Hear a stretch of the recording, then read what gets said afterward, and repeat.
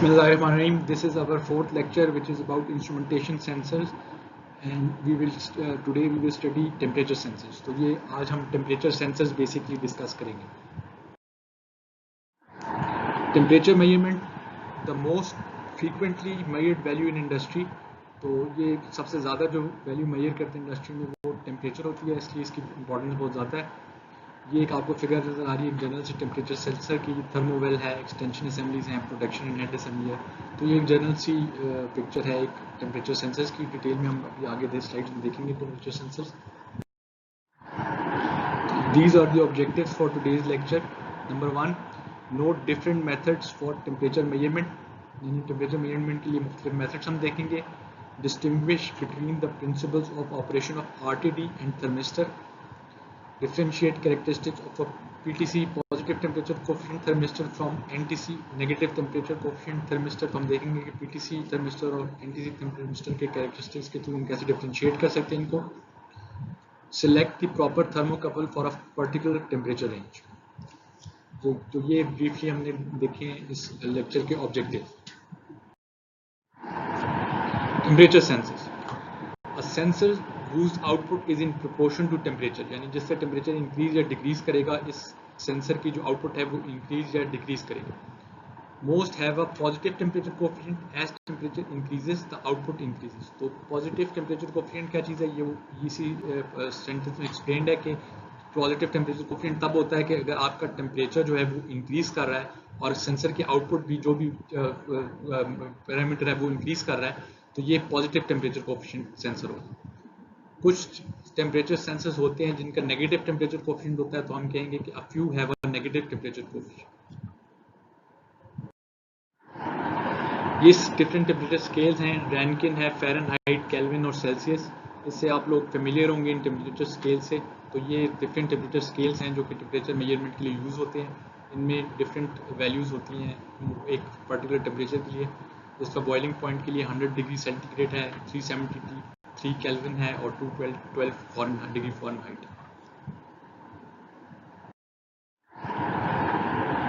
Broad classification of temperature sensors. तो उनकी हम क्लासिफिकेशन किस तरह से कर सकते हैं, इस तरह वो इस स्लाइड में गिवन है. लिक्विड एंड गैस थर्मोमीटर होता है आपके पास. बाई मेटेलिक स्ट्रिप हो सकती है. रेजिस्टेंस थर्मोमीटर्स हो सकते हैं जिनमें RTD और थर्मिस्टर्स आते हैं. थर्मोकपल हो सकता है. जंक्शन सेमीकंडक्टर सेंसर हो सकता है और रेडिएशन पायरोमीटर हो सकता है. तो ये स्लाइड आपको एक बता रही है broad classification of temperature sensors. इस स्लाइड पे हम देख रहे हैं एक एग्जांपल टेम्परेचर सेंसर जो है एक by metallic temperature sensor. By metallic strip wound in a spiral. तो ये इस पिक्चर में नजर आ रहा है कि एक स्पाइरल फॉर्म में आपका जो टेम्परेचर सेंसर वो वाउंड अप है. Laminated with two metals with different thermal coefficients of expansion. इधर हम ये देख रहे हैं कि ये जो ब्लू वाला आप नजर आ रही है मेटल A है और ये जो ग्रे कलर में ये मेटल B है. Metal A expands more than B with temperature. तो ये दो डिफरेंट मेटल से ये बाई मेटेलिक स्ट्रिप बनती है. As temperature rises, the expansion of the inner metal is greater than the outer, causing it to unwind. जिस तरह temperature increase होता है तो ये जो इनर मेटल है इसका एक्सपेंशन ज़्यादा होती है और जो आउटर मेटल है उसकी एक्सपेंशन कम होती है. उस वजह से ये जो है ये अनवाइंड होना शुरू हो जाएगा और इसको हम कनेक्ट कर देते हैं कनेक्टेड टू अ पोटेंशियोमीटर और मर्क्यूरी स्विच जो कि ये बताया हुआ है. तो इस तरह ये टेम्परेचर को सेंस करती है और टेम्परेचर मेजरमेंट्स आपको दे सकती है. Temperature measurement. RTD जो है उस रेजिस्टेंस टेम्परेचर डिटेक्टर को कहते हैं. It is a metal whose resistance depends on temperature. इसके प्रोज एंड कॉन्स यहाँ गिवन है. इसके पॉजिटिव्स ये हैं कि इट इज़ लेस एक्सपेंसिव, ये रोबस्ट होती है यानी स्ट्रॉन्ग होती है. हाई टेम्परेचर रेंज होती है इसकी मेजरमेंट की from -180 degree centigrade to 600 degree centigrade. इसके जो नेगेटिव साइड हैं वो ये है कि it requires a current source और ये अप्रॉक्सीमेटली लीनियर यानी पूरी तरीके से लीनियर नहीं, अप्रॉक्सीमेटली लीनियर.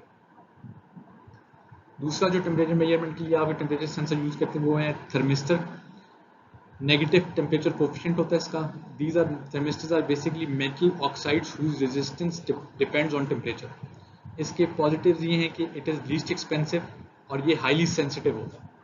और इसके नेगेटिव साइड ये है कि it has low temperature, precision इसकी कम होती है.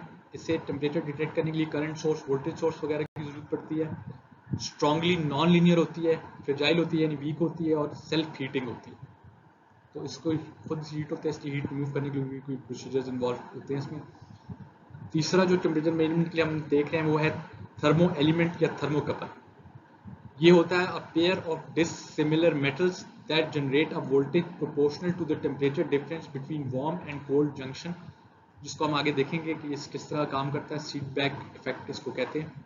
इसके पॉजिटिव साइड ये है कि इट हैज़ हाई प्रिसीजन, ये हाई टेम्परेचर के लिए काम करता है और बहुत एक्यूरेट मेजरमेंट देता है। और इसके नेगेटिव्स ये हैं कि इसकी लो वोल्टेज प्रोड्यूस करता है, requires cold junction compensation, high amplification चाहिए होती है और लीनियराइजेशन चाहिए होती है। तो ये बेसिकली हमने तीन तरह के टेम्परेचर मेजरमेंट्स देखी हैं, आरटीडी, थर्मिस्टर और थर्मोकपल। सबसे पहले हम देखते हैं RTD, that is resistant temperature detector. इसमें बेसिकली ये जो पिक्चर है आपको उसकी कंस्ट्रक्शन बता रही है। इसमें आपके पास एक मेटल आउटसाइड पे मेटल होता है, इनसाइड मेटल आप उसको इंसुलेटर से भरते हैं और माइका के ऊपर आप किसी मेटल की वायर को लपेट देते हैं। तो ये जो आउटर मेटल केस होता है और इनर साइड पे माइका होता है और उस पर मेटल की वायर लिपटी होती है। तो इससे ये होता है कि एक तो इसकी इंसुलेशन भी हो जाती है, तो आप ये मेटल जो आउटर मेटल केस है इसको किसी हॉट फ्लूइड या लिक्विड वगैरह में डिप कर सकते हैं। तो और उससे फिर टेम्परेचर इंक्रीज होगा और इस मेटल वायर की जो रेजिस्टेंस है वो चेंज होगी, जिसके थ्रू टेम्परेचर सेंसिंग होगी। RTDs as temperature increases resistance increases। तो जिस तरह टेम्परेचर इंक्रीज होगा इस मेटल केस का, उसी तरह वायर की जो रेजिस्टेंस है, जो वायर है उसकी रेजिस्टेंस इंक्रीज होगी। ये दो वायर्स आप इससे वायर निकाल देते हैं। 100 ohm platinum RTD has a positive temperature coefficient of 0.39 ohms per degree centigrade। तो ये इसका जो है पॉजिटिव टेम्परेचर कोफिशिएंट होता है, यानी resistance as temperature increases the resistance increases. Typically इसको आप ब्लैक बना देते हैं किसी ब्रिज का और इसको फिर आप वोल्टेज में चेंज कर सकते हैं। इसकी पॉजिटिव ये है कि it is accurate and stable, और इसकी नेगेटिव साइड ये है कि but high cost and then thermistor and slow. ये एक्यूरेट और स्टेबल होती है लेकिन इसकी कॉस्ट हाई होती है और ये थर्मिस्टर के मुकाबले में, और ये थोड़ा स्लो होता है।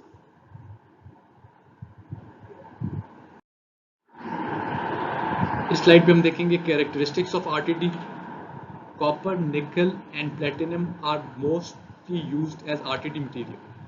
Platinum has a linear range of operation up to 650 degree centigrade, while useful range for copper and nickel are 120 degree centigrade and 300 degree centigrade। इस पिक्चर में हम देख रहे हैं कि जो प्लेटिनम है वो काफ़ी लीनियर है, लेकिन it is less sensitive as compare to copper and निकल।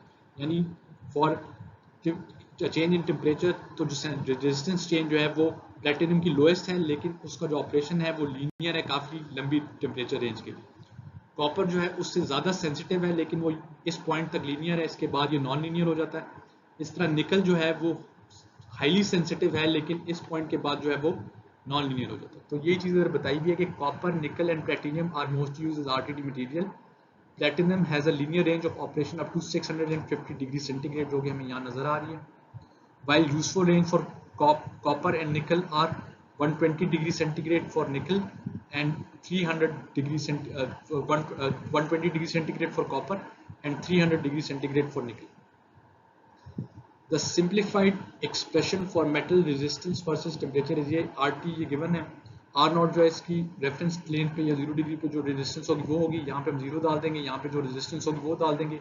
अल्फा जो है वो टेम्परेचर कोफिशिएंट हो जाएगा, T जिस टेम्परेचर पे आपने मेजर करनी है रेजिस्टेंस वो हो जाएगी। तो इस तरह आपके पास रेजिस्टेंस RT आ जाएगी। Where RT and R0 are the resistance values at T degree centigrade and T0 degree centigrade respectively।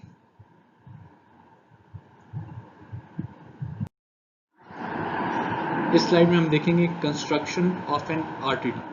तो आरटीडी में बेसिकली ये जो है जिस पे लेज़र पॉइंटर पॉइंट कर रहा है ये आपका माइका है। इसके गिर्द आपने ये जो वायर है रेजिस्टेंस वायर लिपेटी हुई है।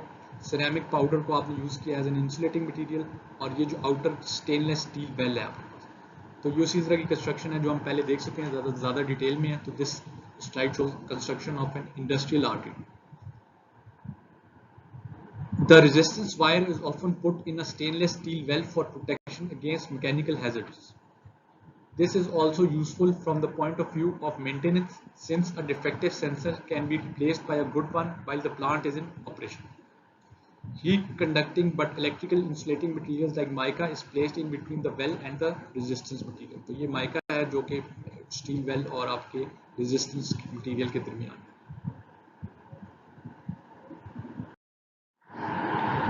अब डिस्कस करते हैं थर्मिस्टर। थर्मिस्टर और मेटल ऑक्साइड शेप इनको उसको आप रॉड्स की फॉर्म में बना सकते हैं, डिस्क की फॉर्म में बना सकते हैं, सैंडविच की फॉर्म में बना सकते हैं और प्रिंटेड सर्किट बोर्ड की तरह सरफेस प्रिंट्स की फॉर्म में भी बना सकते हैं। तो ये बेसिकली आपको दिखा रही है डिफरेंट टाइप, और ये स्लाइड आपको बता रही है कि डिफरेंट टाइप ऑफ थर्मिस्टर्स जो हैं वो किस तरह के होते हैं।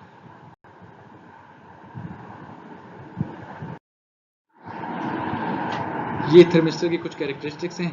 हाई सेंसिटिविटी, यानी थोड़े से टेम्परेचर चेंज के लिए आउटपुट काफ़ी जल्दी इंक्रीज होती है, but highly non linear characteristic, यानी लीनियर कैरेक्टरिस्टिक्स के नहीं होते, नॉन लीनियर होते हैं। For a typical 2000 ohm, the resistance change at 25 degree is 80 ohms per degree centigrade, whereas for a 200,000 ohm platinum RTD, the change in resistance at 25 degree centigrade is 7 ohms per degree centigrade. तो अगर हम इस वाली value को जो है 7 ohm per degree centigrade जो कि चेंज है with respect to temperature change in resistance है RTD के लिए, उसको कंपेयर करें थर्मिस्टर से, तो ये हम देखेंगे कि थर्मिस्टर के लिए it is 80 ohms per degree centigrade, जबकि RTD के लिए ये था सिर्फ 7 ohm per degree centigrade। तो this is almost 10 times more than RTD। तो यही पॉइंट इधर बताया था शुरू में कि इट इज हाईली सेंसिटिव।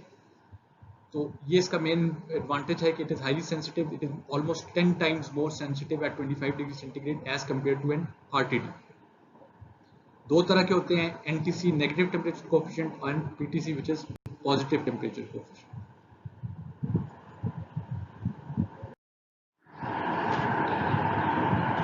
तो ये temperature versus resistance negative temperature coefficient की हम देख रहे हैं कि जिस तरह आपकी जो है वो रेजिस्टेंस, जिस तरह आपका टेम्परेचर जो है वो इंक्रीज कर रहा है तो रेजिस्टेंस जो है वो आपकी कम हो रही है। तो ये रेजिस्टेंस कम हो, जिस तरह रेजिस्टेंस कम होती है टेम्परेचर इंक्रीज करता है तो आपकी रेजिस्टेंस कम हो रही है, और अगर आपका जिस तरह टेम्परेचर रिड्यूस हो रहा है तो आपकी उस तरह रेजिस्टेंस ज़्यादा हो रही है। तो ये, और इसी तरह ये अगर रेजिस्टेंस चेंज हुआ है या आपकी वोल्टेज चेंज में कन्वर्ट हो जाती है। तो ये एक टेम्परेचर वर्सेस रेजिस्टेंस ग्राफ है नेगेटिव टेम्परेचर कोएफिशिएंट के थर्मिस्टर का।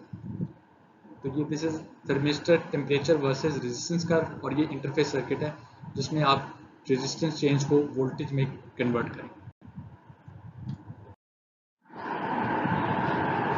तो अब डिस्कस करते हैं thermocouple.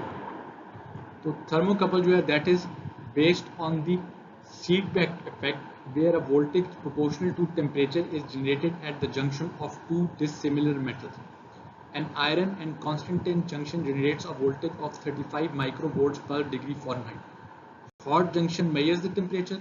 Cold junction is used as a reference at a known temperature. V net is difference in voltage. तो इसका प्रिंसिपल ऑफ ऑपरेशन बेसिकली ये है कि आपके पास दो डिफरेंट मेटल वायर्स हैं। ये जो लोअर वायर है, ये जिस तरह यहाँ पे देख रहे हैं आप स्लाइड पे कि एक आयरन वायर है, और ये जो ऊपर वाली वायर है that is a Constantine wire. तो ये दो डिफरेंट मेटल वायर्स हैं जिनको आपने इस जंक्शन पे, जहाँ पे हॉट वी हॉट लिखा हुआ है और वी कोल्ड जहाँ पे लिखा हुआ है, यहाँ पे ज्वाइन किया। तो दो वायर्स हैं, एक कांस्टेंटिन वायर होगी अपर वायर और एक आयरन वायर होगी लोअर वायर, और दोनों जहाँ पे जिन पॉइंट्स पे कंबाइंड है वो हैं जंक्शंस। अब आप करेंगे ये कि जो हॉट प्रोब है ये प्रोब है, यानी इसको आप बेसिकली किसी हॉट मटेरियल में या ओवन वगैरह में आप रख सकते हैं। तो इसको आप डिप करेंगे किसी हॉट मटेरियल फ्लूइड में या लिक्विड में या ओवन वगैरह में, और ये जो कोल्ड है ये आपका रेफरेंस टेम्परेचर होगा, यानी ये रूम टेम्परेचर से। होता ये है कि इन दोनों टेम्परेचर डिफरेंसेस की वजह से ये जो वी नेट है ये एक वोल्टेज डिफरेंस क्रिएट हो जाता है, that is proportional to the difference of voltage between this point and this point.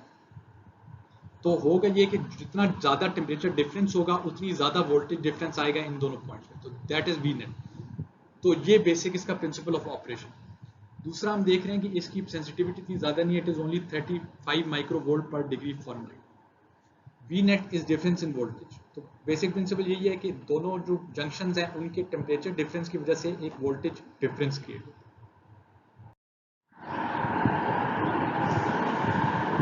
इस स्लाइड पे हम देख रहे हैं लॉज ऑफ थर्मोकपल्स। तो यहाँ पे तीन लॉज गिवन है।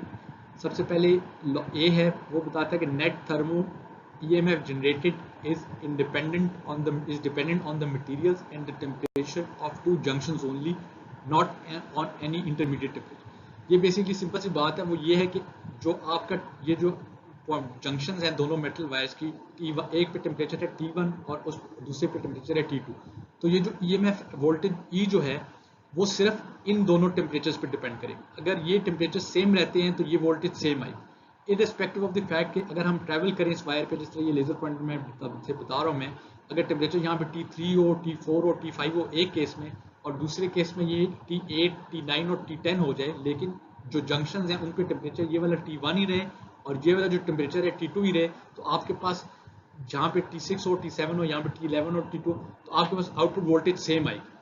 तो जो along the length of the wire है उस पे जो टेम्परेचर है वो मैटर नहीं करता, सिर्फ जो जंक्शंस पे टेम्परेचर है वो मैटर करता है। अगर ये T1 और T2 रहता है और ये T3 हो जाता है, ये T4 हो जाता है, T5 हो जाता है, और दूसरे केस में ये T8 हो जाता है, T9 हो जाता है, T10 हो जाता है, ये T6 हो जाता है, ये T7 है, ये T11 है, T2, उससे कुछ फर्क नहीं पड़ता। अगर ये वाला टेम्परेचर T1 ही रह रहा है जो कि इस केस में नजर आ रहा है आपको, और ये वाला टेम्परेचर जंक्शन पे T2 रह रहा है, तो आपके पास वोल्टेज जो दोनों केसेस में है वो सेम आएगी।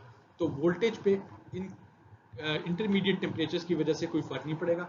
वही यहाँ पे हम बता रहे हैं कि net thermo EMF generated is dependent on the materials and the temperature of two junctions only, यानी T1 and T2 and T1 and T2, not on any intermediate temperature जो कि हैं ये टेम्परेचर, इन टेम्परेचर्स पे ये डिपेंड नहीं कर रहा। सेकेंड लॉ है कि if a third material is introduced at any point thus forming two additional junctions, it will not have any effect if these two additional junctions remain at the same temperature. ये हमारे पास एक thermocouple था जिसपे यहाँ पे ये A था material और ये B था, और यहाँ पे टेम्परेचर T1 था और यहाँ पे टेम्परेचर T2 था। अब हमने ये एक एडिशनल मटेरियल C यहाँ पे इंट्रोड्यूस करा दिया है, लेकिन चूंकि यहाँ पे टेम्परेचर T1 है और यहाँ पे भी T1 था और यहाँ पे टेम्परेचर T2 है और यहाँ पे इन दोनों पॉइंट्स पे टेम्परेचर T2 है, तो इसको इंट्रोड्यूस कराने से कोई फर्क नहीं पड़ेगा, ये वोल्टेज E जो है वो यहाँ पे भी वोल्टेज E ही रहेगी। ये अब हम थर्ड लॉ देखते हैं, वो ये है if a thermocouple produces EMF E1 when its junctions are at T1 and T2 and E2 when its junctions are at T2 and T3, then it will generate EMF E1 plus E2 when the junction temperatures are T1 and T2. ये basically आपको ये बता रहा है ये law कि अगर आपके पास लेट्स सपोज एक कंडीशन थी, एक थर्मोकपल था जिसकी एक जंक्शन पे था टेम्परेचर T1 और दूसरे जंक्शन पे था टेम्परेचर T2, और आपके पास दूसरी कंडीशन ये थी कि ये जो टेम्परेचर T2 है अब आपकी इस जंक्शन पे आ गया है और इस वाली जंक्शन पे अब हो गया टेम्परेचर T3, और तो इन दोनों केसेस के लिए दो वोल्टेज जनरेट होगी, एक को हम कहेंगे E1 और दूसरों को हम कहेंगे E2। तो पहले केस में टेम्परेचर यहाँ पे टेम्परेचर T1 है, ये T2 है, तो लेफ्ट जंक्शन पे टेम्परेचर T1 है, राइट जंक्शन पे T2 है। यहाँ पे ये T2 शिफ्ट हो गया इधर राइट जंक्शन पे, तो यहाँ पे टेम्परेचर T2 है और लेफ्ट जंक्शन पे T2 है और राइट जंक्शन पे T3 है। अब अगर हम एक थर्ड कंडीशन लें जिसमें ये जो एक्सट्रीम्स पे टेम्परेचर है, यानी T1 ये वाला और T3 ये वाला, और ये दोनों ये T1 और T3 जो है हम यहाँ पे अप्लाई कर दें, यानी T1 और T3, तो जो अब आपके पास E3 आएगा that will be the sum of E1 and E2 respective. तो बेसिकली ये बता रहा है कि अगर एक थर्मोकपल है जिसपे टेम्परेचर T1 और T2 है और दूसरे पे T2 और T3 है, और अगर तीसरा थर्मोकपल आप लें जिसपे टेम्परेचर जो है वो ये एक्सट्रीम वाले हैं, यानी T1 है और T3 है, तो जो इसकी आउटपुट वोल्टेज होगी that will be the sum of E2 and E1। तो that is what is being stated here कि E3 will be equal to E1 plus E2। Cold junction means creating the cold junction reference. Early systems used an ice bath. Modern system use electronic control cooling system. A diode may also be used for temperature compensation. अब basically हम करते क्या है कि यहाँ पे हम ये जो आपके पास है ये आपका हॉट जंक्शन है और ये आपके जो है वो रेफरेंस पॉइंट है। अब बेसिकली हमने एक डायोड कनेक्ट कर दिया है जो कि रूम उस सेम टेम्परेचर पे है जिस पे आपके कोल्ड जंक्शन। अब जिसी तरह इस डायोड का और इस अब होता ये है कि आपके थर्मोकपल में जो आपके कोल्ड जंक्शन है उसका टेम्परेचर हो सकता है कभी रूम टेम्परेचर पर 25 डिग्री और हो सकता है कभी वो 50 डिग्री हो जाए, तो उसकी वजह से जो आपकी आउटपुट वोल्टेज है वो चेंज हो जाएगी। तो बेसिकली इस पूरे प्रिंसिपल ऑफ रिफ्लेक्शन का क्या है कि हम डायोड लगाते हैं जो कि एक वोल्टेज डिवाइडर से कनेक्टेड है, तो जिस तरह से इसका टेम्परेचर चेंज होगा जो ब्लू एरिया है, उसी तरह डायोड का टेम्परेचर भी चेंज होगा और उस वजह से ये वोल्टेज भी चेंज होगी, और फिर आप कंपेंसेशन सर्किटरी लगा के आप अपनी आउटपुट वोल्टेज एडजस्ट कर सकते हैं। यानी जिस तरह आपका रेफरेंस पॉइंट का जो टेम्परेचर है वो चेंज होगा, उसी तरह डायोड का टेम्परेचर चेंज होगा, और इसकी वजह से जो वोल्टेज चेंज आएगी उसकी वोल्टेज डिवाइडर पे भी एक वोल्टेज चेंज आएगी, और वो एज अ कंपेंसेशन आप यूज कर सकते हैं।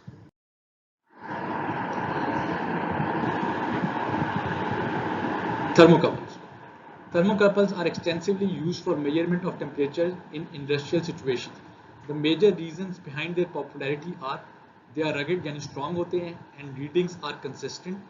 They can measure over a wide range of temperature, or their characteristics are almost linear with an accuracy of about 0.05%. तो ये तीन major advantages हैं thermocouples के.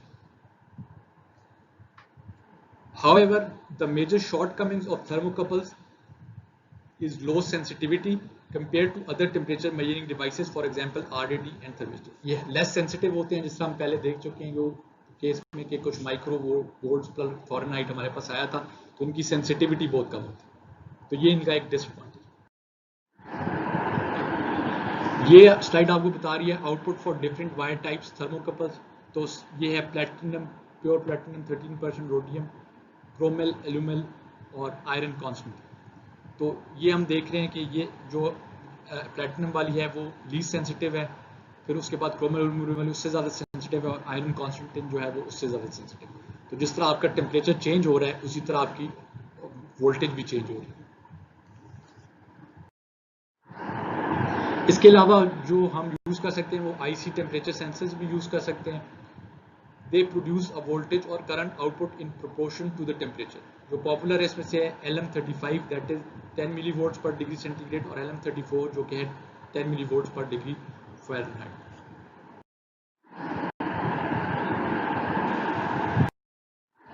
ये कुछ फीचर्स हैं LM35 के। Calibrated directly in Celsius degree centigrade, linear plus 10 millivolt per degree centigrade scale factor, plus 0.5 degree centigrade in short accuracy, rated for full minus 55 degree centigrade to plus 150 degree centigrade range, suitable for remote applications, low cost due to wafer level trimming, operates from 4 to 30 volts, less than 60 microampere current drain, low self heating, 0.08 degree centigrade in still air, non-linearity only, plus minus 1/4 degree centigrade, low impedance output that is 0.1 ohm for 1 milliampere. तो ये कुछ features थे LM35 precision centigrade.